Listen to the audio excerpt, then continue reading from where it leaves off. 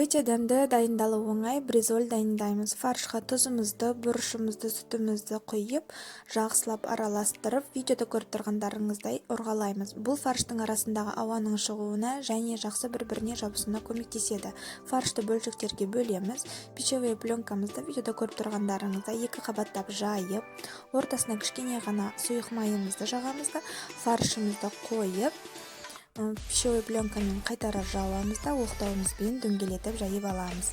Жұмыртқамызға тұзымызды, бұрышымызды, сүтімізді құйып, жақсылап бір тегіс масса болғанша араластырып аламыз. Кез келген дөңгелек тарелкамызға дайын болған массаны аздан құямыз. Жан-жағына жайып алып, осы жайылған фаршымызды тарелкамызға саламыз.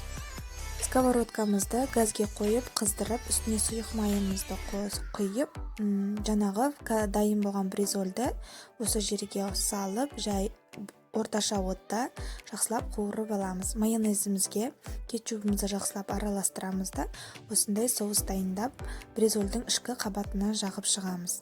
Осымен біздің бризоліміз дайын, өте дәмді болады. Арасына корей салатын қоссаңыздар да болады. Ас болсын!